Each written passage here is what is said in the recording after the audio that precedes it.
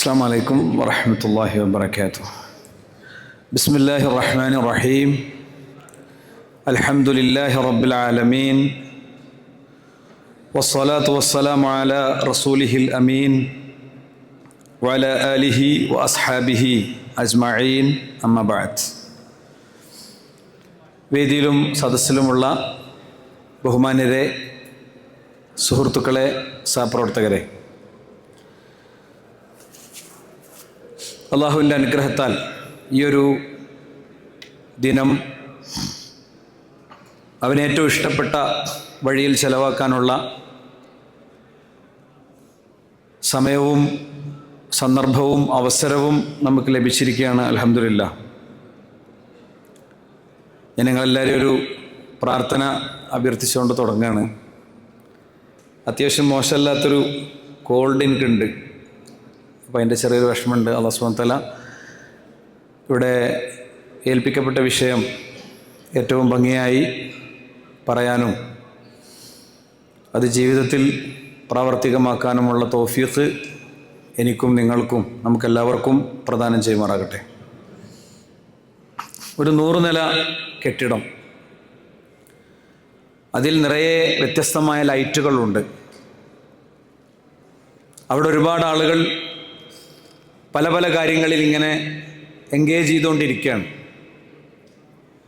പെട്ടെന്ന് ഒരു നിമിഷത്തിൽ ഒറ്റ സ്വിച്ചിൽ ആ ലൈറ്റുകൾ മുഴുവൻ ഓഫാകുന്നു.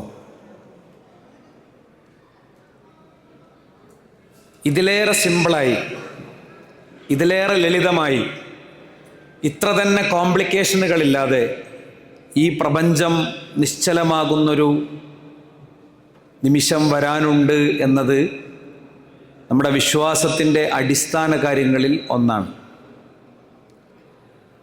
അന്ത്യദിനം സംഭവിക്കുമെന്ന ആ വിശ്വാസത്തിൻ്റെ ആഴത്തിനും വിശദാംശങ്ങളിലെ അറിവിനുമനുസരിച്ച് വ്യക്തികളെന്ന നിലക്ക് നമ്മുടെ ജീവിതത്തിൽ കൃത്യമായ കാഴ്ചപ്പാടും ബെല്ലും ബ്രേക്കുമൊക്കെ ഉണ്ടാകുമെന്നത് നമുക്കെല്ലാവർക്കും അറിയുന്നൊരു കാര്യമാണ്. പലപ്പോഴും നമ്മൾ ചില കാര്യങ്ങൾ എടുത്തു വെച്ച് ചിന്തിക്കുകയാണെങ്കിൽ, ലോകത്തെ ഒരു രാഷ്ട്രം ഇന്ത്യ, ഇന്ത്യയിലെ ഒരു സ്റ്റേറ്റ് കേരളം, കേരളത്തിലെ ഒരു ജില്ല വയനാട്, വയനാട്ടിലെ ഒരു വാർഡ് ചൂരൽമല, ആ ചൂരൽമലയിലെ ഒരു 20 കിലോമീറ്റർ മുകളിൽ നിന്ന് അതിശക്തമായ പ്രളയജലം വന്നപ്പോൾ അതിൻ്റെ വീഡിയോ ദൃശ്യങ്ങളും അത് നേരിട്ട് കണ്ട കാഴ്ചകളുമൊക്കെ എത്രമാത്രം ഭീതി നമുക്ക് നൽകിയിരുന്നു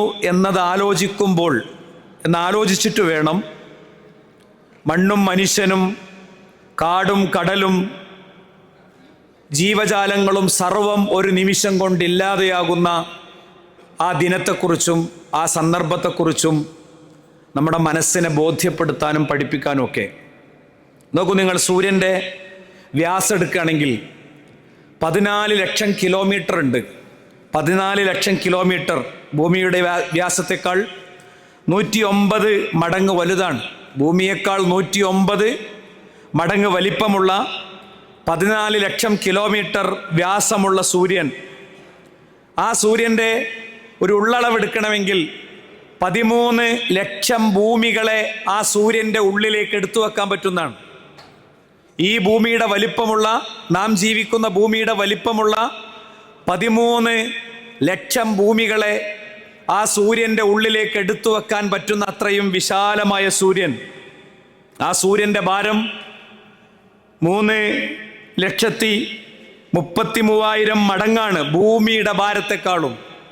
ഭൂമിയുടെ ഭാരത്തെക്കാളും 3,33,000 മടങ്ങാണ്. ഇനി നമുക്ക് വിശുദ്ധ ഖുർആനിലെ ഒരു വചനം പാരായണം ചെയ്യണം. നമ്മൾ പലപ്പോഴും ഖത്തം തീർക്കുന്ന ധൃതിയിൽ റമദാനിൻ്റെ അവസാനത്തെ 10 ഇരുന്നും നടന്നും കടന്നൊക്കെ അങ്ങോട്ട് ഓതി തള്ളിയിടുന്ന ധൃതിയിൽ, അല്ലെങ്കിൽ ജീവിത തിരക്കുകളിൽ ഖുർആൻ തന്നെ എടുക്കാൻ കഴിയാത്തതുകൊണ്ടൊക്കെ ആലോചിക്കാതെ പോകുന്ന ഖുർആനിലൊരു വചനം, യൗമ നത്വി സ്സമാഅ കത്വയ്യി സിജ്ലി ലിൽ കുതുബ് അന്ത്യദിനം സംഭവിക്കുന്ന അന്ന് ആ സൂര്യനെ, ഞാനിപ്പോൾ പറഞ്ഞ ആ സൂര്യനെ അല്ലാഹു സുബ്ഹാനഹു വ തആല ഒരു ബുക്കിന്റെ ഉള്ളിലെ കടലാസ് പോലെ അങ്ങോട്ട് ചുരുട്ടുന്നതാണ്. ഒരു നോട്ട് ബുക്കിന്റെ ഉള്ളിൽ നിന്ന് ചീന്തിയെടുത്ത കടലാസ് പോലെ ഈ പറയുന്ന ആകാശത്തെ അല്ലാഹു സുബ്ഹാനഹു വ തആല അങ്ങോട്ട് ചുരുട്ടുന്നതാണ്.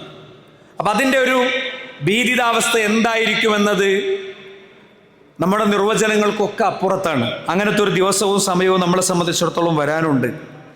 മാത്രമല്ല സഹോദരങ്ങളെ, നമ്മൾ ജീവിക്കുന്ന ഗാലക്സി മിൽക്കി വേയിൽ ഏകദേശം 10,000 കോടി മുതൽ 40,000 കോടി വരെ നക്ഷത്രങ്ങളുണ്ട്.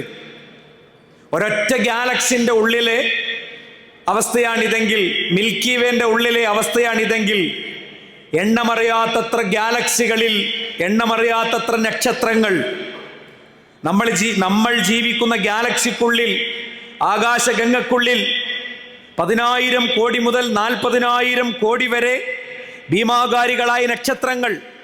സൂര്യനോട് ചേർന്ന് നിൽക്കുന്ന നക്ഷത്രത്തിലെ പ്രകാശം ഭൂമിയിലെത്താൻ 4 വർഷം എടുക്കുന്നതാണ്. ആകാശത്ത് സൂര്യനോട് അടുത്തു നിൽക്കുന്ന നക്ഷത്രത്തെ ഇപ്പോൾ നമ്മൾ കാണുന്നത് 4000 വർഷങ്ങൾക്ക് മുൻപ് അതിൽ നിന്ന് പുറപ്പെട്ട പ്രകാശകിരണങ്ങളാണ് എന്നാണ്.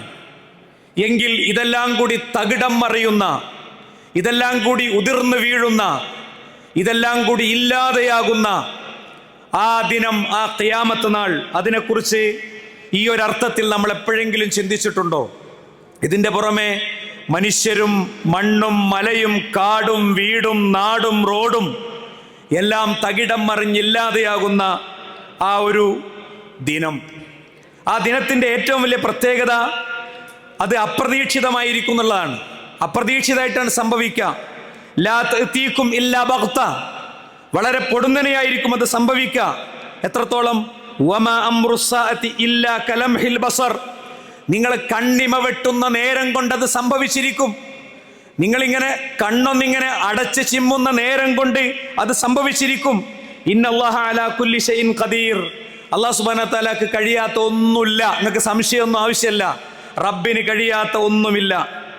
മാത്രല്ല അല്ലാഹുവിന്റെ റസൂൽ സല്ലല്ലാഹു അലൈഹി വസല്ലം പറഞ്ഞു, വേറൊരു ഉദാഹരണം, മനുഷ്യ ജീവിതത്തിന്റെ പ്രായോഗിക തലങ്ങളെ പച്ചയായ ദൈനംദിന ജീവിതത്തിലേക്ക് ചേർത്ത് വെച്ചുകൊണ്ട്, ഏത് ഞാൻ നേരത്തെ പറഞ്ഞ ഭൂമിയെക്കാളും 100 ചില്ലാനം പിന്നെ മടങ്ങ് ഭാരമുള്ള അതിശക്തമായ സൂര്യൻ ഇല്ലാതെയാകുന്ന കോടിക്കോടി നക്ഷത്രങ്ങൾ, ഗാലക്സികളിലെ നക്ഷത്രങ്ങൾ ഇല്ലാതെയാകുന്ന, സർവചരാചരങ്ങളും ഇല്ലാതെയാകുന്ന, നശിക്കുന്ന, അത് തകർന്നു വീഴുന്ന അതിൻ്റെ വേഗതയെ സൂചിപ്പിക്കാൻ വേണ്ടി അല്ലാഹുവിന്റെ റസൂൽ സല്ലല്ലാഹു അലൈഹി വസല്ലം തങ്ങൾ പിന്നെ പറഞ്ഞു, ഒന്ന് വലതഖൂമന്ന സാഅ വഖദ് നശറ റജുലാനി തൗബഹുമാ ബൈനഹുമാ, 2 മനുഷ്യന്മാര് അവരിങ്ങനെ വസ്ത്രക്കച്ചവടം നടത്തുകയാണ്. അവരുടെ വസ്ത്രം ഇങ്ങനെ വരുമ്പോൾ അത് അങ്ങോട്ട് ഇട്ടുകൊടുക്കും, അങ്ങോട്ട് നിവർത്തി കൊടുക്കും. ആ നിവർത്തി കൊടുക്കുന്നത് ഫലാ യബിആനിഹി വലാ യത്വിയാനിഹി, ആ മനുഷ്യന്മാര് അത് വിൽക്കുകയോ അല്ലെങ്കിൽ അത് മടക്കി വെക്കുകയോ ചെയ്യൂല. അയാളിങ്ങനെ അതെടുത്ത് വിരിക്കുമ്പോൾ ആകാശവും സൂര്യനും ഭൂമിയും സർവ്വതും അതിൻ്റെ ക്രമത്തിൽ സഞ്ചരിക്കായിരിക്കും. പക്ഷേ കയ്യിൽ നിന്ന് അതിങ്ങനെ അങ്ങോട്ട് ഇട്ട് അതിൻ്റെ കച്ചവടം നടക്കും മുമ്പ്, അതൊന്ന് ചുരുട്ടി വെക്കും മുമ്പ് ഇത് മുഴുവൻ ഇല്ലാതെയായിട്ടുണ്ടാകുമെന്നാണ്.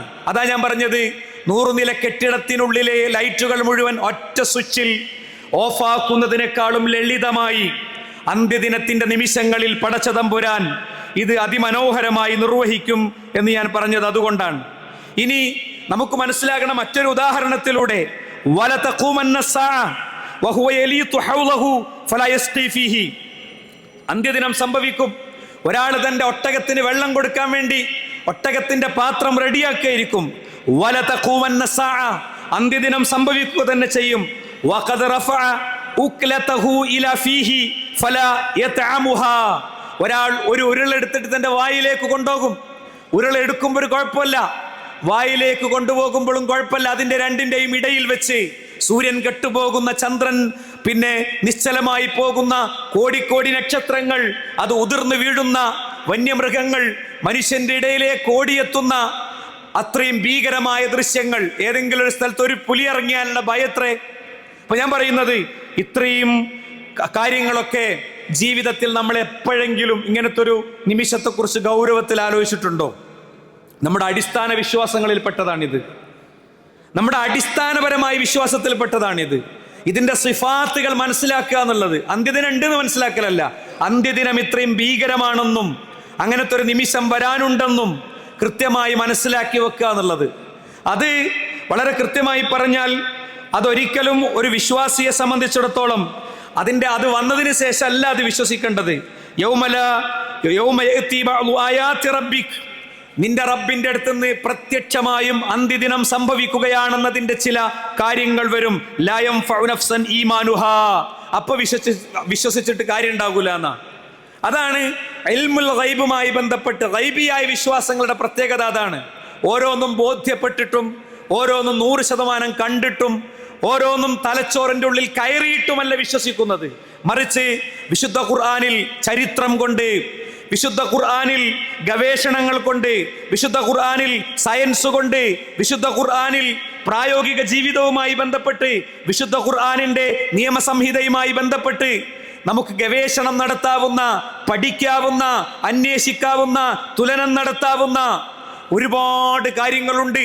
ബുദ്ധി പ്രയോഗിച്ച് കടന്നു ചെന്ന് ഇത് സത്യമാണെന്ന് ഉറക്കെ വിശ്വസിക്കുകയും എൻ്റെ റബ്ബ് അവൻ മാത്രം മതി എനിക്കെന്ന നിലപാടിലേക്ക് ഒരു വ്യക്തിക്ക് എത്തിച്ചേരാവുന്ന വിധമുള്ള 100 കണക്കിന് കാര്യങ്ങളുണ്ട്.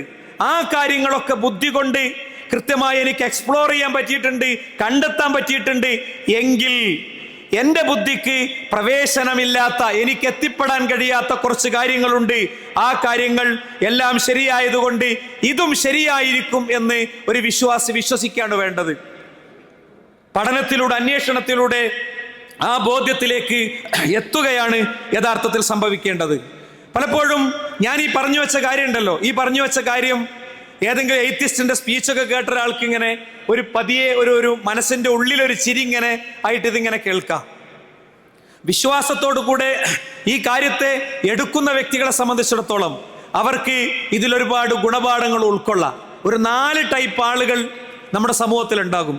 ഒന്ന്, പൂർണ്ണമായ നിഷേധം, അങ്ങനത്തെ ഒരു ലോകം ഇല്ല എന്ന പൂർണ്ണമായ നിഷേധം. ഗർഭപാത്രത്തിൽ കഴിയുന്ന കുഞ്ഞ്, ആ കുഞ്ഞിനോട് ഒരാൾ പറഞ്ഞു, നീ ഗർഭപാത്രത്തിൽ നിന്ന് ഇനി ജനിച്ചു വീഴും, നീ ഉമ്മ എന്ന നിന്റെ സ്നേഹ വലയത്തിലേക്ക്, അവരുടെ സ്നേഹ വലയത്തിലേക്ക് നീ എത്തും. അവിടെ മണ്ണും മനുഷ്യനും മലയൊക്കെ ഉണ്ട്, അവിടെ ഒരുപാട് സംവിധാനങ്ങളുണ്ട് എന്നൊക്കെ പറയുമ്പോൾ ആ ഗർഭപാത്രത്തിന്റെ 3 ഇരുട്ടറകൾക്കുള്ളിൽ ഇങ്ങനെ ചുരുണ്ട് കടന്നിട്ട് ഒരു കുട്ടി പറയാ, ഏയ് അങ്ങനെയൊന്നുമില്ല എന്ന് പറയുന്നത് പോലെ മരിച്ച മനുഷ്യൻ പിന്നീട് പുനർജീവിപ്പിക്കപ്പെടുകയില്ല. അവൻ അടക്കം ചെയ്യപ്പെട്ട സെമിത്തേരികളിൽ നിന്ന്, അവൻ അടക്കം ചെയ്യപ്പെട്ട പള്ളി മഖാമുകളിൽ നിന്ന്, ഖബർസ്ഥാനുകളിൽ നിന്ന് അവനെ ചുട്ടുചാമ്പലാക്കി വിതറിയ അവന്റെ പുണ്യ തീർത്ഥങ്ങളിൽ നിന്ന് ഇനി അവൻ തിരിച്ചു വരില്ല എന്ന് വിശ്വസിക്കുന്നവരുണ്ട്. രണ്ടാമതാരാണ്? പൂർണ്ണ വിശ്വാസമുണ്ട്, പക്ഷേ ആ വിശ്വാസം അനുസരിച്ച് ജീവിതമല്ല. വിശ്വാസമുണ്ട്, അതിനോട് സംശയമൊന്നുമില്ല, അങ്ങനെയൊക്കെ ഉണ്ടാകുമെന്ന് സംശയമൊന്നുമില്ല, എന്നാൽ അതനുസരിച്ചുള്ള ജീവിതമല്ല. മൂന്നാമത്തൊരു ടീം എന്ന് പറയുന്നത് ബോധ്യമില്ലാത്ത വിശ്വാസമുള്ളത്. ജന്മന അങ്ങനെ കിട്ടിപ്പോകുന്നതാണ്. ഈമാൻ കാര്യം 6ആണ്, ഇസ്ലാം കാര്യം 5ആണെന്നൊക്കെ ഇങ്ങനെ ചൊല്ലിപ്പടിച്ചപ്പോൾ കിട്ടിപ്പോകുന്നതാണ്. അതാരും ചലഞ്ച് ചെയ്യാൻ വരാത്തതുകൊണ്ട്, അതിന് വിരുദ്ധമായ പരാമർശങ്ങൾ കേൾക്കാത്തതുകൊണ്ട്, ദുന്യാവിൻ്റെ തിരക്കിൽ ഓടുന്നതുകൊണ്ട് അയാൾക്ക് അതൊന്നും വിശകലനം നടത്താൻ പറ്റിയിട്ടില്ല, അല്ലേ? അതേപോലെ തന്നെ ബോധ്യമുണ്ട്, ഒക്കെ റെഡിയാണ്, പക്ഷെ ജീവിതക്രമത്തിൽ എവിടെയില്ല. നമ്മൾ കൃത്യമായി പറഞ്ഞു കഴിഞ്ഞാൽ ഇതൊക്കെ ഫീൽ ചെയ്ത് വിശ്വസിക്കുക എന്നുള്ളത് ഭയങ്കര പ്രധാനമാണ്. അപ്പോഴേ ഇതിൻ്റെ ഗുണം നമുക്കുണ്ടാവുള്ളൂ. പരലോക വിശ്വാസം, മരണത്തിന് ശേഷം ഒരു ജീവിതമുണ്ട്, ഈ ലോകത്തിനൊരു അന്ത്യമുണ്ട് എന്നൊക്കെ ഒരു വ്യക്തി വിശ്വസിക്കുന്നതിലൂടെ അയാൾക്ക് വ്യക്തി ജീവിതത്തിൽ, സ്വകാര്യ ജീവിതത്തിൽ, സാമൂഹിക ജീവിതത്തിൽ ഒക്കെ ഒരുപാട് കാര്യങ്ങളുണ്ട്. ആ വിശ്വാസം നെഞ്ചിലേറ്റുന്ന ഒരു ജനതക്കുള്ള ഒരുപാട് ക്വാളിറ്റീസ് ഉണ്ട്. പക്ഷേ ആ ക്വാളിറ്റീസിലേക്ക് നമുക്ക് എത്തിപ്പെടാൻ കഴിയണമെങ്കിൽ എന്ത് വേണമെന്നറിയോ? നമ്മളെ സംബന്ധിച്ചിടത്തോളം നമുക്ക് ഓരോരുത്തർക്കും അത് ഫീൽ ചെയ്ത് വിശ്വസിക്കാൻ പറ്റണം. ഇന്നിപ്പോൾ വെള്ളിയാഴ്ചയാണെന്നുള്ളത് നമുക്ക് ഫീൽ ചെയ്തതാണ്. അതുകൊണ്ടാണ് നമ്മൾ രാവിലെ എണീറ്റതും കുളിച്ചതും ഒരുങ്ങിയതും പോയതും ഒക്കെ. നോക്കൂ, നിങ്ങൾ വിശുദ്ധ ഖുർആൻ പറഞ്ഞ എന്താ അറിയോ? സുമ്മ ഇന്നക്കും ബഅദ ദാലിക ലമയ്യിതൂൻ. അതിനുശേഷം നിങ്ങൾ മരിക്കും. നിങ്ങൾ മരിക്കുമെന്നതൊരു അനിവാര്യതയാണെങ്കിൽ സുമ്മ ഇന്നകും യൗമൽ ഖിയാമത്തി തുബഅസൂൻ, മരണം ഒരു അനിവാര്യതയാണെങ്കിൽ മരണത്തിന് ശേഷമുള്ള പുനരുദ്ധാനവും ഒരു അനിവാര്യമായ കാര്യമാണ് എന്നാണ് ഖുർആൻ പറയുന്നത്. അത് പറഞ്ഞ് നിർത്തിയിട്ടില്ല. വ്യത്യസ്തമായ രീതിയിൽ മനുഷ്യ ബുദ്ധിയോട് ഖുർആൻ സംവദിച്ചിട്ടുണ്ട്. അയഹ്സബുൽ ഇൻസാനു അല്ലൻ നജ്മഅ ഇളാമ ബലാ ഖാദിരീന അലാ അൻ നുസവ്വിയ ബനാന ബൽ യുരീദുൽ ഇൻസാൻ. ഇങ്ങനെ മനുഷ്യന്റെ അവസ്ഥകളെ കുറിച്ച് ഇങ്ങനെ പറയാം.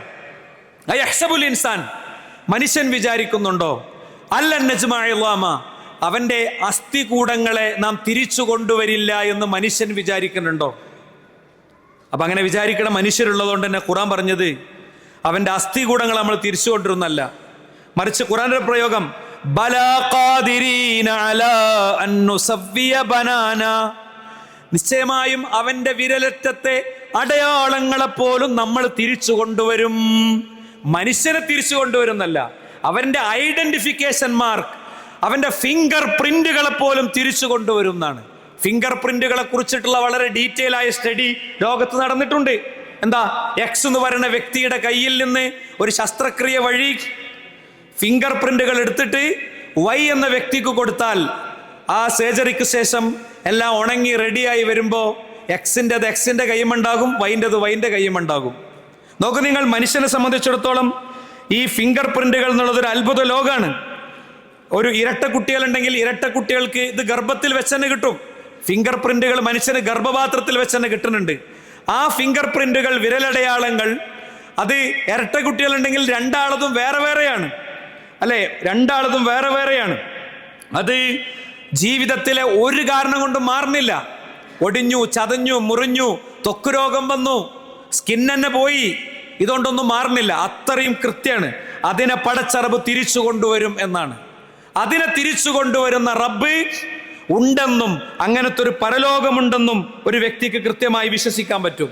മാത്രല്ല, വിശുദ്ധ ഖുർആൻ സൂറത്തു ഖിയാമയിൽ തന്നെ ചോദിച്ചു, അയഹ്സബുൽ ഇൻസാനു അൻ യുത്രക സുദാ അലം യകുനു തുഫതം മിൻ മനിയ്യുംനാ ثم كان علقة فخلق فسوى فجعل منه الزوجين الذكر والأنثى أليس ذلك بقادر على أن يحيي الموتى. വരുന്നോടത്ത് വെച്ച് കാണാന്ന് വിചാരിക്കുന്ന ആൾക്കാരില്ലേ, ഒരാടായി പറയണേ. അയഹ്സബുൽ ഇൻസാൻ, മനുഷ്യൻ വിചാരിക്കുന്നുണ്ടോ, അയ്യുത്രക സുദാ, അവനെ അങ്ങോട്ട് വെറുതെ വിടുമെന്ന്. അലം യകുനു തുഫതം മിൻ മനിയ്യുംനാ, മാതാവിന്റെ ഗർഭഗ്രഹത്തിൽ പിതാവിന്റെ ശരീരത്തിൽ നിന്ന് സ്രവിക്കപ്പെടുന്ന ഇന്ദ്രിയ ബിന്ദുവായി മാതാവിന്റെ അണ്ഡവുമായി കൂടിച്ചേർന്ന് അണ്ഡവാഹിനിക്കുഴലിലെ ആ യാത്രക്കിടയിൽ ഇങ്ങനെ ആടിക്കളിച്ചത് ഗർഭപാത്രത്തിന്റെ 3 ഇരുട്ടറകളെ അതിജീവിച്ച് അങ്ങനെ കണ്ണും കാതും കൈയും സർവവും നൽകി മനുഷ്യനെ പടച്ച റബ്ബുണ്ട്. ആ റബ്ബിന് അലൈസ ദാലിക ബിഖാദിരിൻ, അവന് സാധിക്കില്ലേ, അലാ യുഹിയൽ മൗത, മരിച്ചവരെ ജീവിപ്പിക്കാൻ അവന് സാധിക്കുകയില്ലേ? ഇതാ ഖുർആന്റെ ചോദ്യം. മനുഷ്യന്റെ തലച്ചോറിന്റെ ഉള്ളിൽ അതിശക്തമായ 590 കിലോമീറ്റർ വേണമെങ്കിൽ ഇങ്ങനെ ദേശീയ പാതയിൽ നിവർത്തിയിടാൻ പറ്റുന്ന രക്തക്കുഴലുകളെ കൊടുത്ത റബ്ബ്, ഓരോ മനുഷ്യനും കൊടുത്ത റബ്ബ്, അലൈസ ദാലിക ബിഖാദിരിൻ, അവന് പറ്റില്ലേ, അലാ യുഹിയൽ മൗത, മനുഷ്യനെ അവന്റെ കുഴിമാടങ്ങളിൽ നിന്ന്, സെമിത്തേരികളിൽ നിന്ന്, അവനെ ചുട്ടുചാമ്പലാക്കി വിതറപ്പെട്ട പുണ്യതീർത്ഥങ്ങളിൽ നിന്ന് അവനെ തിരിച്ചു കൊണ്ടുവരാൻ സാധ്യമല്ലേ എന്നാണ് വിശുദ്ധ ഖുർആനിന്റെ ചോദ്യം. അതിശക്തമായ ചോദ്യം, അല്ലെ? മനുഷ്യന് കിഡ്നി ഉണ്ട്, 150 ലിറ്റർ ബ്ലഡിനെ ശുദ്ധീകരിക്കുന്ന കിഡ്നി. ആ കിഡ്നിയെ സംബന്ധിച്ചിടത്തോളം അതിന്റെ മഹത്വവും പ്രാധാന്യമൊക്കെ അറിയണമെങ്കിൽ അതിനെന്തെങ്കിലും ഒരു കുഴപ്പം വരണം, അല്ലെ? അതിനെന്തെങ്കിലും ഒരു കുഴപ്പം വരണം. ഡയാലിസിസ് പേഷ്യന്റ് ഇഷ്ടം പോലെ ഭക്ഷണം കഴിക്കാൻ കഴിയണില്ല, ഭാര്യയെ കുറ്റം പറയാണ്, നിങ്ങൾ എനിക്ക് തുള്ളി വെള്ളം തരാൻ പറയാം അവളോട്. ഞാൻ അവളെ ഇങ്ങനെയൊക്കെ നോക്കിയിട്ടുണ്ട്, ഓർമ്മിപ്പിക്കുകയാണ്. ഒരു കിഡ്നി പേഷ്യന്റിനെ കാണാൻ ചെന്നപ്പോഴേ വാതിൽ കുറ്റിടാൻ പറഞ്ഞു, എന്നിട്ട് ഓർമ്മിപ്പിക്കുകയാണ്. എന്താ ഓർമ്മിപ്പിക്കണത്? മൗലവി, ഞാൻ അവളെ എങ്ങനെ നോക്കിയത് നിങ്ങൾക്കറിയോ? എന്നിട്ട് ഒരു തുള്ളി വെള്ളം ചോദിച്ചിട്ട് എനിക്ക് തരുന്നില്ല അവള്. ആ സ്ത്രീ എന്ത് ചെയ്യും? കൊടുക്കാൻ പറ്റുമോ? വാതിലിന്റെ അപ്പുറത്ത് എല്ലാം കേട്ട് കരഞ്ഞു നിൽക്കുന്ന അവര് എൻ്റെ അടുത്ത് ചോദിച്ചു, മൗലവി, ഞാൻ എന്താ വേണ്ടു എന്നും കേൾക്കണത്. ആ പറഞ്ഞതൊക്കെ ശരിയാണ്. എനിക്ക് കൊടുക്കാൻ പറ്റുമോ? ഡോക്ടർ പറഞ്ഞതിലേറെ കൊടുക്കാൻ പറ്റുമോ? അല്ലേ? ഒരു സ്വിച്ച് ഓൺ ആക്കാതെ ഇതൊക്കെ സൃഷ്ടിച്ച് പരിപാലിക്കുന്ന റബ്ബ് അവൻ അക്ബറാണ്. പള്ളി മിനാരങ്ങളിലെ അല്ലാഹു അക്ബറിന്റെ അർത്ഥം അതാണ്. എന്റെ കിഡ്നിയെ എനിക്കൊരു ബാധ്യതയില്ലാതെ നിയന്ത്രിക്കണ എന്റെ റബ്ബ് അല്ലേ? എന്റെ മൂത്രസഞ്ചി, എന്റെ കാഷ്ടം പോണ സംവിധാനം, വൻകുടലിന് ക്യാൻസർ വന്ന് അത് റിമൂവ് ചെയ്താൽ ഒരു ബാഗ് വരും ഇവിടെ. അപ്പോഴാണ് അതിന്റെ മഹത്വം അറിയാ. ടോയ്ലറ്റിൽ പോകുമ്പോ എല്ലാ ദിക്റും ചെല്ലാൻ തോന്നുന്ന അപ്പോഴാണ്. ആ റബ്ബിന് അലൈസ ദാലിക ബിഖാദിരിൻ, അവന് സാധിക്കില്ലേ അലാ യുഹ്യിൽ മൗത, മരിച്ചവരെ ജീവിപ്പിക്കാൻ എന്നാണ് വിശുദ്ധ ഖുർആനിന്റെ ചോദ്യം. അതുകൊണ്ട് സഹോദരന്മാരെ, വരുന്നിടത്ത് വെച്ച് കാണാന്നുള്ളതല്ല. നമ്മുടെ സൗദി അറേബ്യയിൽ അൽഹസ പ്രദേശത്തുണ്ടായിരുന്ന നമ്മുടെ ഒരു സഹോദരൻ കഴിഞ്ഞ 1-2 ആഴ്ചകൾക്കും മരണപ്പെട്ടു പോയി. അള്ളാഹു അദ്ദേഹത്തിന്റെ ഖബർ വിശാലാക്കി കൊടുക്കുമാറാകട്ടെ. ഞാൻ ഒരു വിസിറ്റിന്റെ സന്ദർഭത്തിൽ അവിടെ ചെന്നപ്പോൾ അദ്ദേഹം ഇങ്ങനെ റോട്ടിൽ നിന്ന് ആളുകളെ ഇങ്ങനെ വിളിക്കുകയാണ്. നമ്മളെ അബ്ദുസ്സലാം മൗലവി റഹിമഹുല്ല, അദ്ദേഹവും മരണപ്പെട്ടു പോയി. അദ്ദേഹത്തിന്റെ ഖബറിനെ അള്ളാഹു വിശാലമാക്കി കൊടുക്കുമാറാകട്ടെ. ഷെയ്ഖിന്റെ അമലുകൾ അള്ളാഹു സ്വീകരിക്കുമാറാകട്ടെ. അപ്പോൾ അവിടെ ഇങ്ങനെ ഞാൻ വന്ന ദിവസമാണ്, ഞാൻ ക്ലാസ് എടുക്കാൻ വരുന്നുണ്ട് എന്നിട്ട് ഇങ്ങനെ വിളിക്കുക. അപ്പോൾ ഞാൻ അദ്ദേഹത്തോട് പറഞ്ഞു, എനിക്ക് ഭയങ്കര ഇഷ്ടമായി. വേറൊരു നാട്ടിലെ ഒരു മനുഷ്യൻ വേറൊരു നാട്ടിൽ വന്ന് റോട്ടിലിറങ്ങി ക്ഷണിക്കുകയാണല്ലോ. അപ്പം അദ്ദേഹം എന്നോട് പറഞ്ഞെന്താ അറിയാം, മൗലവി, ഞാനിവിടെ നിന്ന് ഒരിക്കൽ സംസാരിച്ചപ്പോൾ ഒരു പയ്യൻ എന്നോട് പറഞ്ഞു, നിങ്ങളൊക്കെ നരച്ചു, ഞാനൊക്കെ ചെറുപ്പക്കാരനാണ്, കുറച്ചു കാലം ഒന്ന് അടിച്ച് പൊളിക്കട്ടെ, എന്നിട്ട് വന്നോളാം, ഇനി മേലാലെന്നെ വിളിക്കരുത്. അരമണിക്കൂർ കഴിഞ്ഞ് സൗദി ഷുർത്തൻ്റെ കോള് വന്നു, നിന്റെ നാട്ടുകാരനൊരാൾ ഇവിടെ ആക്സിഡൻ്റ് ആയിട്ടുണ്ട്. ഞാൻ നോക്കുമ്പോൾ സീറ്റിൻ്റെ സ്റ്റിയറിങ്ങിൻ്റെ അടിയിൽ അവനിങ്ങനെ പാതി കത്തിക്കരിഞ്ഞിരിക്കുന്നുണ്ട്. അവൻ്റെ ബോഡി ഞാനാണ് എടുത്തത്. ആ ബോഡി എടുക്കുമ്പോൾ എൻ്റെ കാതിലുണ്ടായിരുന്നു, ഞാനൊന്ന് ജീവിക്കട്ടെ കാക്ക, നിങ്ങൾ എന്നെ വിളിക്കരുതേ എന്ന വാചകം. വാക്കുകൊണ്ട് പറഞ്ഞില്ലെങ്കിലും ജീവിതം കൊണ്ട് അങ്ങനെയാണ് നമ്മൾ പലപ്പോഴും. രാവിലെ ഉണരുന്നു, ജോലിക്കോടുന്നു, അതിനിടയിൽ സ്വകാര്യതയിൽ നമ്മൾ വേറൊരാളാണ് അല്ലേ? ഇതൊക്കെ എന്തിനാ നമ്മൾ ചെയ്യണത്? ദുന്യാവിന് വേണ്ടിയാണ് ചെയ്യണത് അല്ലേ? നമ്മുടെ പാടവും പറമ്പും എസ്റ്റേറ്റും പാറക്കോറിയും റിവർ വ്യൂ സൈറ്റുകളൊക്കെ ഉണ്ടാക്കി കൂട്ടുകയാണ്. എന്താ അന്ത്യദിനത്തിൽ അതിന് സംഭവിക്കുക?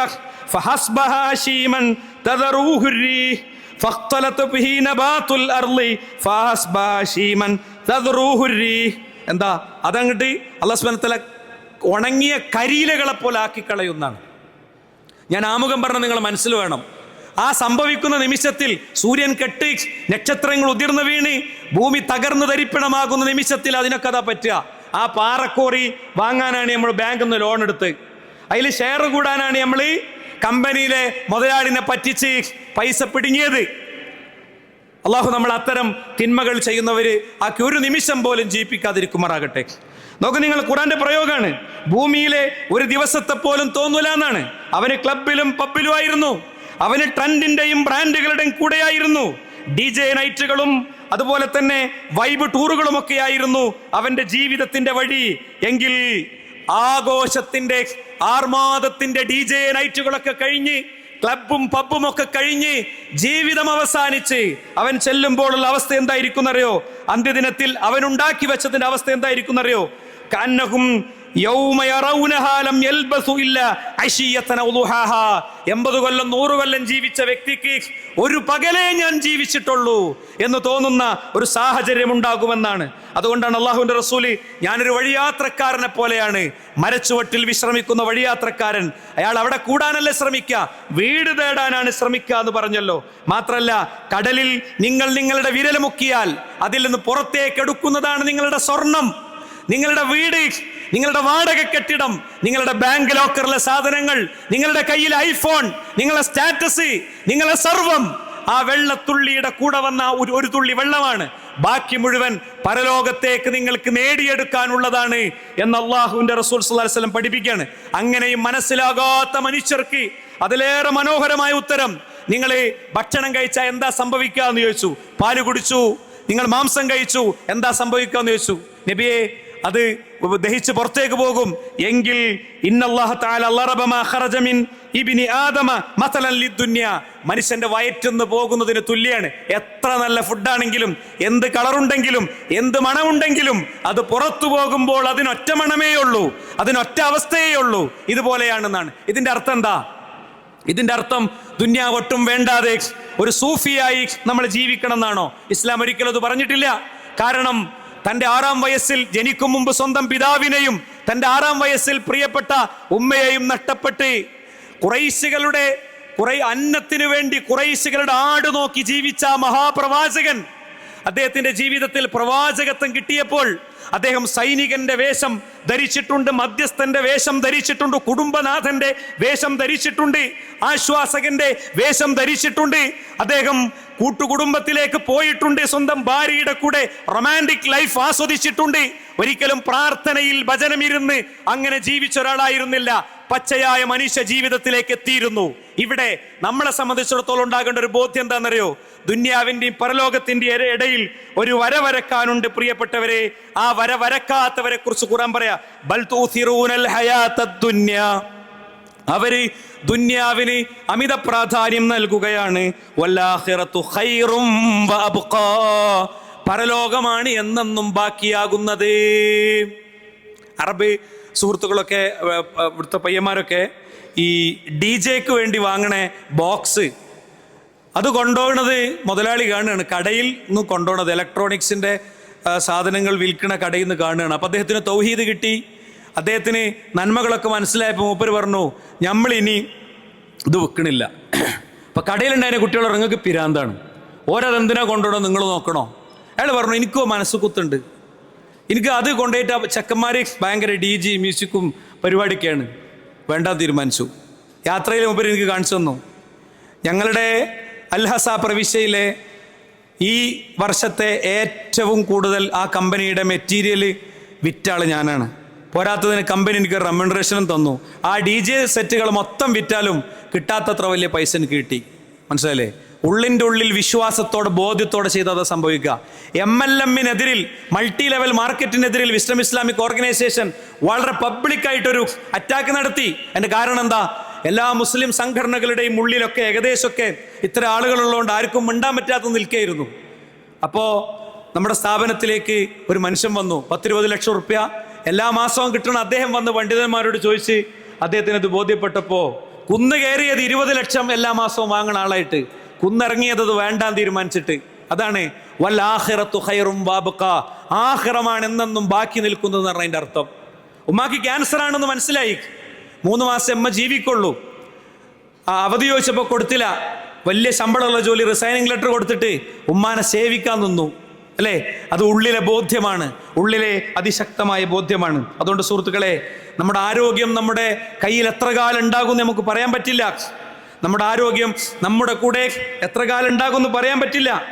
എനിക്കറിയണേ, ഒരു സുഹൃത്ത് അദ്ദേഹത്തിൻ്റെ ജോലി സ്ഥലത്ത് ജോലി ചെയ്യുമ്പോൾ 1 മിനിറ്റിൽ 5-6 ഒക്കെ കട്ടകൾ, 1 മിനിറ്റിൽ 5-6 ഒക്കെ കട്ടകൾ, ഈ സിമന്റ് കട്ട ഉണ്ടാക്കണേ മെഷീൻ്റെ ഉള്ളിൽ അദ്ദേഹത്തിൻ്റെ കൈ കുടുങ്ങി, ചതഞ്ഞരഞ്ഞു, മുറിഞ്ഞു തൂങ്ങിയ ആ കൈയും കൊണ്ട് ബേബി മെമ്മോറിയൽ ഹോസ്പിറ്റലിൽ വന്നു. കുടുംബത്തെ പറഞ്ഞു ബോധ്യപ്പെടുത്തേണ്ടതുണ്ടായിരുന്നു. എന്താ? ആ കൈ ഇനി ഇല്ല, നമുക്കത് മുറിക്കാം, ഒരു പ്രശ്നം ഉണ്ടായില്ല. അദ്ദേഹത്തിൻ്റെ ഫ്രണ്ട്സൊക്കെ വാവിട്ട് കരയായിരുന്നു. അങ്ങനത്തെ ഒരു ഫ്രണ്ട് സർക്കിളിൽ നിന്ന് ഇങ്ങനത്തെ ഒരു വെളിച്ചത്തിലേക്ക് എത്തിയ ആളാണ്. അപ്പോൾ ആ ഫ്രണ്ട്സ് പറഞ്ഞു, ഞങ്ങളവനെ അമേരിക്കയിൽ വേണമെങ്കിൽ കൊണ്ടുപോകും. പക്ഷെ ഡോക്ടർ പറഞ്ഞൊരു പരിഹാരമല്ല, നിങ്ങൾ അമേരിക്കയിലല്ല, എവിടെ കൊണ്ടുപോയിട്ടും കാര്യമല്ല. പക്ഷേ ഒടിഞ്ഞു തൂങ്ങിയ കൈയിൻ്റെ ആൾ പറഞ്ഞു, എടാ, ആകാശവും ഭൂമിയൊക്കെ ഉണ്ടാക്കണതിൻ്റെ മുമ്പ് പടച്ചോൻ എഴുതിച്ചതേ സംഭവിച്ചിട്ടുള്ളൂ. അതാ ഞാൻ പറഞ്ഞേ, പരലോകം എന്നത് ഉള്ളിൻ്റെ ഉള്ളിൽ ബോധ്യപ്പെട്ടുള്ള ഗുണമാണ്. അപ്പം ഈ ഇപ്പോഴുള്ള കൈ എന്നും ഉണ്ടാകുന്നൊരു ഉറപ്പില്ല, ഇപ്പോഴുള്ള കാലം എന്നും ഉണ്ടാകുന്നൊരു ഉറപ്പില്ല. കോമാ സ്റ്റേജിൽ എൻ്റെ സുഹൃത്ത് അൻവർ കിടന്നത് 3 കൊല്ലാണ്. 3 കൊല്ലം അബോധമായി കിടക്കുന്ന ഭർത്താവിൻ്റെ വയറ്റിലേക്ക് ട്യൂബ് ഫീഡിങ് കൊടുത്ത് ഓരോ രാത്രിയും അദ്ദേഹത്തിൻ്റെ കൂടെ ചേർന്നുറങ്ങിയ ആ സഹോദരി മരിച്ചിട്ടുണ്ടോ എന്ന് ഓരോ രാത്രിയിലും മൂക്കത്ത് വിരൽ വെച്ച് ഉറപ്പുവരുത്തുന്ന ആ സഹോദരി, നാടും നാട്ടുകാരും കൂട്ടുകാരും എല്ലാവരും കൂട്ടിനുണ്ടായിരുന്നിടത്ത് നിന്ന് ഒറ്റപ്പെട്ട ഏകാന്തതയിലേക്ക് പോയ ആ സഹോദരി, അവർക്ക് അർഹമായ പ്രതിഫലം കൊടുക്കട്ടെ. ഒരു ദിവസം ശ്വാസം നിലച്ചപ്പോൾ കൊണ്ടേ മറവ് ചെയ്തു. നാളെ കോമാ സ്റ്റേജിലേക്ക് പോകുന്നത് ചിലപ്പോൾ ഞാനോ നിങ്ങളോ ആയിരിക്കും. അല്ലേ? ഒന്നും ചെയ്യാൻ കഴിയാതെ ദൂരത്തേക്ക് നോക്കി ആകാശത്ത് നിന്ന് പെയ്തിറങ്ങുന്ന നിലാവെളിച്ചങ്ങളിൽ കിനാവ് കണ്ടിരിക്കേണ്ടവരല്ല നമ്മൾ, മറിച്ച് എല്ലാം നഷ്ടപ്പെടുമ്പോഴല്ല, ആരോഗ്യവും ആയുസ്സും ഉണ്ടാകുമ്പോൾ ശക്തമായ തീരുമാനങ്ങൾ എടുക്കാൻ നമ്മളെ സംബന്ധിച്ചിടത്തോളം പ്രിയപ്പെട്ടവരെ കഴിയണം. ഒരു നഖത്തിന്റെ അറ്റത്തെ ഒരു നഖം വെട്ടുമ്പോൾ ഒന്ന് കയറി വെട്ടിയുള്ള അവസ്ഥ എന്താ? അത്ര ദുർബലരാണ് നമ്മൾ. അതുകൊണ്ട് സമ്പത്താണെങ്കിൽ ഇന്ന് നമ്മൾ സമ്പന്നരാണ്. നാളെ രാവിലെ ഓഫീസിൽ പോയി നോക്കുമ്പോൾ മെയിൽ വന്ന് കിടക്കുകയാണ്, നിങ്ങൾ ഇവിടുന്ന് ടെർമിനേറ്റ് ചെയ്തിട്ടുണ്ട്, റീസൺ ഒന്നും ചോദിക്കണ്ട, ഒന്നും പറയല്ലേ, നമുക്ക് ഒന്നും പറയല്ല. അവിടെ കയ്യിലുണ്ടാകുമ്പോൾ കൊടുക്കണം. എനിക്കറിയുന്നൊരു മനുഷ്യൻ കേരളത്തിലെ മിക്കവാറും എല്ലാ പള്ളികളിലും അദ്ദേഹത്തിന് ഇൻവെസ്റ്റ് ഉണ്ടാകും. ഇൻവെസ്റ്റ് ചെയ്യുന്നത് അദ്ദേഹത്തിന്റെ കമന്റാ. മക്കളെയും ഭാര്യന്റെ മുന്നിൽ സംസാരിച്ചുകൊണ്ടിരിക്കുമ്പോൾ കളിചിരികൾക്കിടയിൽ വീണ് മരിച്ചു അയാള്. ഒരുപാട് കാര്യങ്ങൾ ഭാര്യനോടും കുടുംബത്തോടൊക്കെ കമ്മ്യൂണിക്കേറ്റ് ചെയ്യാൻ പറ്റിയിട്ടുണ്ടായിരുന്നില്ല. കടക്കാരൊക്കെ പൈസ വാങ്ങിക്കൊണ്ടപ്പോൾ കുടുംബം അനാഥമായി. അദ്ദേഹത്തിൻ്റെ 6 വയസ്സുള്ള മോൾ എനിക്ക് മെസ്സേജ് അയച്ചു, എൻ്റെ ഉപ്പപ്പാൻ്റെ കയ്യിൽ പൈസ അല്ല, നിങ്ങൾ ഫ്രീ ആയിട്ട് ഖുറാൻ പഠിക്കണ ഏതെങ്കിലും സ്ഥലമുണ്ടോ? എനിക്ക് പഠിക്കാനാണ്. ഏത്? ഒരു വലിയ സമ്പന്നൻ്റെ മകളെ ഒരു 500 റുപ്യ 1000 റുപ്യ കൊടുത്ത് ഖുറാൻ പഠിപ്പിക്കാൻ കഴിയാത്ത ദാരിദ്ര്യത്തിലേക്ക് ഒരു കുടുംബം പോവുക. ആ വിധവ അവര് ധീരമായി നിന്ന് ഒക്കെ തിരിച്ച് പിടിച്ചോണ്ടിരിക്കുകയാണ്. അള്ളാഹു ഒരു ഖൈറും ബർക്കത്തും കൊടുക്കട്ടെ. ആ മോള് ഹാഫിളത്തുമായി ഒരുപാട് ആളുകളുടെ പ്രാർത്ഥന കൊണ്ട്. ഞാൻ പറയുന്നത് ഇതൊക്കെ നമ്മൾ ഓർക്കണം. മരണം ഭയങ്കര അപ്രതീക്ഷിതമാണ്. നിങ്ങൾക്കൊരു സ്ക്രീനിലൊരു വീഡിയോ കാണിക്കാൻ കഴിയുന്നതും വിചാരിക്കണേ. എന്താ? ഫുട്ബോൾ ഗ്രൗണ്ടിൽ മനോഹരമായി കളിച്ചുകൊണ്ടിരിക്കുകയാണ്. മിക്ലോഷ് ഫെഹർ കളിച്ചുകൊണ്ടിരിക്കുമ്പോൾ മഞ്ഞക്കാട് കിട്ടിയ അദ്ദേഹം അടുത്ത നിമിഷം മരിച്ചു വീഴുകയാണ്. കൂട്ടുകാർക്കൊന്നും ചെയ്യാൻ പറ്റിയില്ല. കളിക്കൂട്ടുകാരൻ്റെ ആത്മാവ് ആകാശത്തേക്ക്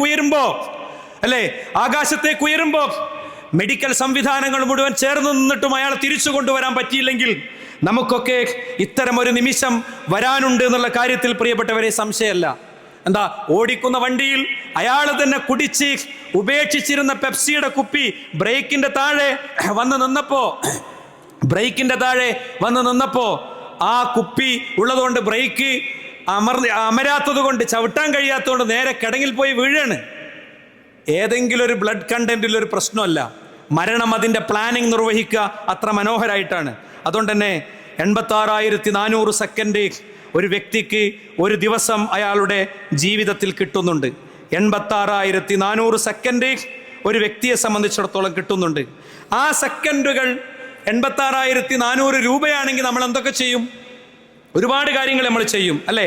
അന്നമൻ ത്വാല ഉംറുഹു വഹസുന അമലുഹു, ഒരു വ്യക്തിയുടെ ആയുസ് അങ്ങനെ നീണ്ടുപോകുന്നു, അവൻ്റെ കർമ്മങ്ങൾ ശരിയാകുന്നു, അവനാണ് ഏറ്റവും നല്ല മനുഷ്യൻ എന്ന് റസൂലുള്ളാഹി സ്വല്ലല്ലാഹി അലൈഹി വസല്ലം തങ്ങൾ പഠിപ്പിക്കുകയാണ്.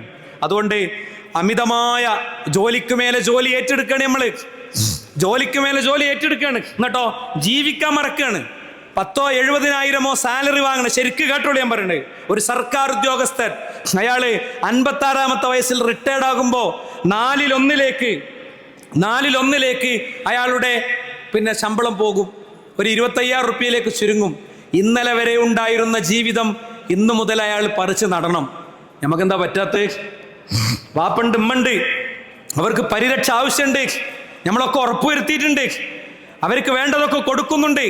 അവർക്ക് വേണ്ടത് നിങ്ങൾ നെറ്റിയിൽ ഇങ്ങനെ ഒന്ന് അമർത്തി പിടിച്ചിട്ട് മച്ചേ പനിക്ക് കുറവുണ്ടോ എന്ന ചോദ്യമാണ്. അവരിങ്ങനെ തളർന്നിരിക്കുമ്പോൾ നിങ്ങൾ കമ്മിഞ്ഞു തന്ന ആ ഉമ്മയെ നിങ്ങളുടെ മാറിലേക്ക് ചേർത്ത് കിടത്താൻ വേണ്ടേ, അല്ലേ? അതാ വേണ്ടത്. പറ്റാത്ത എന്താ? തീരുമാനം എടുക്കാൻ കഴിയാത്ത എന്തുകൊണ്ടാണ് പ്രിയപ്പെട്ടവരെ പറ്റാത്തത്? നമ്മൾക്ക് ദുന്യാവിൻ്റെയും പരലോകത്തിൻ്റെയും ഇടയിൽ കൃത്യമായ വരവരക്കാൻ നമ്മളെ സംബന്ധിച്ചിടത്തോളം കഴിയുന്നില്ല, അല്ലേ? തിരക്കുകളേറെയുണ്ട്. നമുക്ക് തിരക്കുകളേറെയുണ്ട്. ആ തിരക്കുകളേറെയുള്ളിടത്ത് നിന്ന് നമ്മൾ ജീവിതത്തിന് പുതിയൊരു മൊഡ്യൂൾ കാണുന്ന നോമ്പിലേക്കാണ് പോകുന്നത്. ലഖദ് അദ്റക്തു അഖ്വാമൻ കാനു അശദ്ദ ഹിർസന അലാ ഔഖാതിഹിം മിൻ ഹിർസിക്കും അലാ ദറാഹിമിക്കും വദനാനീരിക്കും എന്ന് പണ്ഡിതന്മാർ പറഞ്ഞു. ഹസൻ അൽ ബസ്രി റഹിമഹുള്ളയുടെ ഖൗലാണ്. ഞാനൊരു സമൂഹത്തെ കണ്ടിട്ടുണ്ട്, ദീനാറുകൾക്കും ദിർഹമുകൾക്കും നിങ്ങൾ കൊടുക്കുന്നതിലേറെ പ്രാധാന്യം സമയത്തിന് കൊടുത്തിരുന്നു അവരെന്നാണ്. ശൈഖുൽ ഇസ്ലാം ഇബ്നു തൈമിയ്യ റഹിമഹുല്ലാഹ് ജയിലിൽ അടക്കപ്പെട്ട ഓരോ വെള്ളിയാഴ്ചയും അദ്ദേഹം പുതിയ വസ്ത്രം ധരിച്ച് കുളിച്ച് പുതിയ വസ്ത്രം ധരിച്ച് ഗേറ്റിലേക്ക് വരും. പാറാവുകാരനോട് പറയും എനിക്ക് പള്ളിയിൽ പോകണമെന്ന്. ശൈഖേ, നിങ്ങൾ തടവ് പുള്ളിയല്ലേ, നിങ്ങളെ വിടാൻ പറ്റില്ലെന്ന് പറയുമ്പോൾ അദ്ദേഹം പറയുന്നൊരു ഉത്തരമുണ്ട്. എന്താ ഉത്തരം എന്നറിയോ? ഇതുവരെ വരൽ എൻ്റെ ഉത്തരവാദിത്തമാണ്. ഇവിടുന്ന് എന്നെ ഫ്രീ ആക്കൽ നിങ്ങളുടെ ഉത്തരവാദിത്തമാണ്. ഞാൻ എൻ്റെ റബ്ബിന്റെ കോടതിയിൽ പറയുന്നതാണ്. നമ്മൾ പലപ്പോഴും ഉസ്റുകളെ തെരയാ ദീനി രംഗത്ത് നിന്ന് സജീവമാകുന്നതിന് പകരമാണ്, അല്ലേ?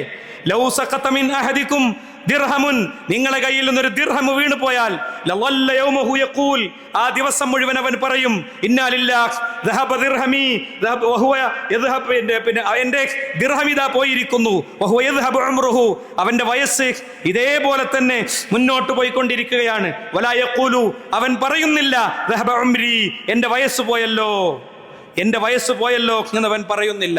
അതുകൊണ്ട് പ്രവാസികളായ സുഹൃത്തുക്കളോട് പറയാം, നമ്മൾ കുറച്ച് സമയം കിട്ടിയ ഉടനെ ഉറങ്ങുക എന്നുള്ളതല്ല പരിപാടി. ആയുസ്സിൽ അതിൻ്റെ അപ്പുറത്തും ദൗത്യങ്ങളുണ്ട്. ആവശ്യമുള്ള സമയം ഉറങ്ങണം എന്നുള്ളൊരു സംശയമല്ല. ഞാൻ ചോദിക്കട്ടെ, ഒരു ലീവ്, ഒരു അര ലീവ് എന്താ വയറ്റത്തമർത്തി പിടിച്ച് നിങ്ങളുടെ കൂട്ടുകാരൻ റൂമിൽ ആള് പിന്നെ വേദന കൊണ്ട് പറയേണ്ട പൊയ്ക്കോ പൊയ്ക്കോ എന്ന് പറയുമ്പോൾ അവൻ്റെ അടുത്തിരിക്കുന്ന ആ അര ലീവ് ഉണ്ടല്ലോ, ആ അര ലീവിന് കമ്പനിയിൽ നിന്ന് കിട്ടുന്ന പൈസന്റെ 10,000 ഇരട്ടി, കോടി ഇരട്ടി റബ്ബ് രേഖപ്പെടുത്തിയിട്ടുണ്ടാകും. മനസ്സിലായില്ലേ? ഉമ്മാക്ക് വയ്യെന്ന് പറയുമ്പോൾ ഫെയർ നോക്കിയിട്ട് തൽക്കാലം പോണ്ടെന്ന് തീരുമാനിക്കുന്ന, അല്ലേ, പോണ്ടെന്ന് തീരുമാനിക്കുന്ന, ബാധ്യതയാകുമെന്ന് പറയുന്നിടത്ത് നിന്ന് ആലോചിക്കാൻ നമ്മളെ സംബന്ധിച്ചിടത്തോളം കഴിയണം. ഭയങ്കര അത്ഭുതം തോന്നാറുണ്ട് എനിക്ക്. എന്താ പ്രവാസികളുടെ ഒരു അവധിയെക്കുറിച്ച് ഞങ്ങൾക്കിപ്പോൾ അവധി എടുത്തിട്ടാണ് പോകുന്നത്, അവധി എടുത്തിട്ട് അങ്ങോട്ട് പോകുന്നത്, ജോലി ചെയ്യുന്ന സ്ഥലത്ത് നിന്ന് അവധി എടുത്തിട്ട് അങ്ങോട്ട് പോകുന്നത്. ജീവിതത്തോട് നമുക്ക് കാഴ്ചപ്പാട് വേണം സുഹൃത്തുക്കളെ. സമ്പാദ്യവും കാര്യമൊക്കെ ജീവിക്കാനുള്ളതാകുമ്പോൾ അതിൽ കൃത്യമായ ധാരണയും ചിട്ടയൊക്കെ വേണം. വീട് വെക്കാണ്, വീട് വെച്ച് തീർക്കല. അപ്പുറത്തെ വീട്ടിലേക്ക് നോക്കിയിട്ട് ഡോർ എടുക്കണത്, നമ്മളെ അക്കൗണ്ടിലേക്ക് നോക്കിയിട്ട് ഡോർ എടുക്കണം. എന്നിട്ടോ അടച്ചു പൂട്ടിക്കെടുക്കണ വീട്, അപ്പുറത്ത് ടാർപോളിൻ ഷീറ്റിന്റെ താഴെ ചോർന്നൊലിക്കുന്ന വീട്ടിൽ മഴക്കാലത്ത് കുട്ടിയുടെ തൊട്ടിക്ക് കൊട ചൂടി കൊടുക്കുന്നവരുണ്ട്. നിങ്ങളുടെ വീട്ടിലെ 5 ബെഡ്റൂം തുറന്നു കൊടുക്കണ്ട, അടുക്കളയോട് ചേർന്ന സ്ഥലവും ചിലപ്പോൾ ഒന്ന് പെയിന്റ് അടിക്കേണ്ടി വരും. ചെറിയ കുട്ടികളൊക്കെ ആകുമ്പോൾ വരക്കുണ്ടാകും. ജീവിതത്തോടുള്ള കാഴ്ചപ്പാടുകൾ മാറണം, അല്ലേ? എല്ലാറ്റിനെയും ദീനിയായി കാണാൻ പറ്റണം. യാത്ര ചെയ്യുന്ന വാഹനത്തിന്റെ എല്ലാ സേഫ്റ്റിയും ഉറപ്പുവരുത്തി, എയർ ബാഗ് റെഡിയാണ്, സീറ്റ് ബെൽറ്റ് റെഡിയാണ്, ഹെൽമെറ്റ് ഇട്ടിട്ടുണ്ട്. ഈ യാത്രക്കിടയിൽ ആക്സിഡന്റ് പറ്റിയാൽ ആകാശങ്ങളിലേക്ക് ഉയരുന്ന ആത്മാവിന്റെ സുരക്ഷിതത്വത്തിന് എന്ത് ചെയ്തു വെച്ചു സുഹൃത്തുക്കളെ? നമ്മൾ വീട്ടിന് നല്ല ലോക്കിട്ടു, ലോക്കറിൽ സമ്പാദ്യം സുന്ദരമായി സംരക്ഷിച്ചു. സമ്പാദ്യം കൊണ്ട് നാളെ പരലോകത്ത് വരാനിരിക്കുന്ന അപകടങ്ങളെ തിരിച്ചറിഞ്ഞുകൊണ്ട് ബാങ്ക് പലിശ ക്ലിയർ ആക്കിയോ? സക്കാത്ത് കൃത്യമായി കൊടുത്തോ? അതിന്റെ സുരക്ഷിതത്വം നമ്മൾ ഉറപ്പുവരുത്തിയോ? മാർബിൾ വിരിച്ച വീട് നമ്മൾ ഉണ്ടാക്കിയിട്ടുണ്ട്, മനോഹരമായ കൊട്ടാരങ്ങൾ പണിതിട്ടുണ്ട്. അതും കടന്ന് ആ ഖബറിന്റെ ചാലിന്റെ ഉള്ളിൽ ഇങ്ങനെ ചെരിച്ച് കിടത്തി 4 എന്താ പറയാ കല്ലും വെച്ച് ജനം തിരിച്ചു പോരുന്ന ഒരു ദിവസമുണ്ട്. അതുകൊണ്ട് ഞാൻ പറയുന്നു, നിനക്ക് പടച്ച റബ്ബ് തന്ന ആ അനുഗ്രഹങ്ങളെ സ്വീകരിച്ചുകൊണ്ട് പല കഴിവും നമുക്കുണ്ട്. ആ കഴിവുകളെ കൊടുത്തുകൊണ്ട്, റബ്ബിന്റെ വഴിയിൽ കൊടുത്തുകൊണ്ട്, ഇങ്ങനെ വന്ന് കേട്ടിരിക്കൽ മാത്രമൊന്നുമല്ല. ഇതിന്റെ മുഖ്യ സംഘാടകർ എത്രയോ ദിവസമായി ഉറങ്ങിയിട്ടുണ്ടാകുക. നമ്മളെപ്പോലെ അവർക്കൊക്കെ ജോലിയുണ്ട്. ഇസ്ലാമിക ദഅവ നമ്മുടെ ബാധ്യതയാണ്. ഫാഷിസത്തിനുള്ള ഏറ്റവും ഒന്നാമത്തെ മറുപടി ഇസ്ലാം ജീവിച്ച് കാണിച്ചു കൊടുക്കലും ഇസ്ലാമിന്റെ തെറ്റിദ്ധാരണകൾ തിരുത്തലുമാണ്. എന്താ? പള്ളി പൊളിച്ച മനുഷ്യൻ, അല്ലെ, പള്ളി പൊളിച്ച അന്ന് ഡിസംബർ 6 സായാന്തന കാറ്റുകൾക്ക് പോലും ഭീകരവാദത്തിന്റെ ചൂടും ചൂരവും ഉണ്ടായിരുന്ന ഇന്ത്യൻ വൈകുന്നേരത്ത് ആ ചെറുപ്പക്കാരൻ അമ്മന്റെ അടുത്തേക്ക് കയറി ചെന്നപ്പോ അമ്മ പുറത്താക്കി, പോടാ, മന്ദിർ പൊളിച്ചിട്ട് പള്ളി പൊളിച്ചിട്ട് എന്റെ വീട്ടിൽ കയറണ്ടെന്ന് പറഞ്ഞു. അത് അയാൾ ആലോചിപ്പിച്ചു. ഒരു പള്ളിക്ക് പകരം 100 പള്ളി പിരിച്ചെടുത്ത് അയാൾ ഉണ്ടാക്കിയിട്ടാ മരിച്ചുപോയത്. സംഘപരിവാരത്തിന്റെ ചരട് കാണുമ്പോഴേക്ക് അവനെ തള്ളലല്ല, അവന്റെ അരികിൽ ചെന്നവനോട് പറയാൻ നമുക്ക് പറ്റണം. ഡ്യൂട്ടികൾ ഏറ്റെടുക്കണം. ഒരുപാട് സംരംഭങ്ങളുണ്ട്. പീസ് റേഡിയോ ഈ വഴിയിലെ നല്ലൊരു സംരംഭമാണ്. വിസ്ഡം മീഡിയ സ്കൂൾ ഈ വഴിയിലൊരു സംരംഭമാണ്. നമുക്ക് വിദ്യാഭ്യാസ രംഗത്ത്, സാമൂഹിക രംഗത്ത് സർവം അതിശക്തമായ ഒരു കുടക്കീഴിൽ അതിശക്തമായി മുന്നോട്ട് പോകുന്ന ഒരുപാട് പദ്ധതികളുണ്ട്. ട്രീറ്റ് പദ്ധതി, നിങ്ങളുടെ ചെലവിൽ ഒരു പൊട്ടിപ്പൊളിഞ്ഞ ഒരു മേശപ്പുറത്ത് ഒരു കൂരയിൽ നിങ്ങളുടെ ചെലവിൽ ഒരു കുടുംബത്തിന് ഒരു മാസം ഭക്ഷണം കൊടുക്കാൻ 2000 രൂപയെ കൊടുക്കണ്ടു, അല്ലെ? വെറും 2000 രൂപ. നമ്മൾ ഒറ്റത്തവണ അൽബൈക്കിൽ പോയി കഴിക്കുന്ന ഫുഡിന്റെ ചെലവ് നമ്മുടെ ഷർട്ടിന്റെ, ബ്രാൻഡഡ് ഷർട്ടിന്റെ ചെലവ് വന്നിട്ടില്ല. അതുകൊണ്ട് ഗൗരവമുള്ള ചിന്തകൾക്ക്, ആലോചനകൾക്ക് നമ്മൾ വഴിയൊരുക്കണമെന്ന് പ്രത്യേകം ഓർമ്മിപ്പിക്കുന്നു. പഠിക്കാൻ പീസ് റേഡിയോ മുന്നോട്ട് വെക്കുന്ന അതിന്റെ കോഴ്സ് ഓപ്ഷനെ കുറിച്ച് ഉള്ളൊരു വിവരണത്തിലേക്കാണ് ഈ സദസ്സ് പോകുന്നത്. പ്രിയപ്പെട്ടവരെ, കയ്യിലെ പട്ടത്തിന്റെ ചരടറ്റ് ആ പട്ടം ഇങ്ങനെ ആകാശത്ത് പാറി പറന്ന് എവിടെയോ പോകുമ്പോ എന്റെ പട്ടം പോയല്ലോ എന്നോർത്ത് കരയുന്ന കുഞ്ഞിനെ പോലെ ആത്മാവ് നമ്മളെ വിട്ടുപോകുമ്പോൾ വിങ്ങി വിങ്ങി പടച്ചോനെ എന്റെ റൂഹിനെ തിരിച്ചുകൊണ്ട എന്ന് പറയുന്ന നിലവിളിക്കാരുടെ കൂട്ടത്തിലല്ല നമ്മൾ ആകേണ്ടത് എന്ന് മാത്രം ഓർമ്മിപ്പിച്ചുകൊണ്ട് ബാറക്കല്ലാഹു ഫീക്കും ജമിഅൻ. അസ്സലാമു അലൈക്കും വറഹ്മത്തുള്ളാഹി വബറകാതുഹു.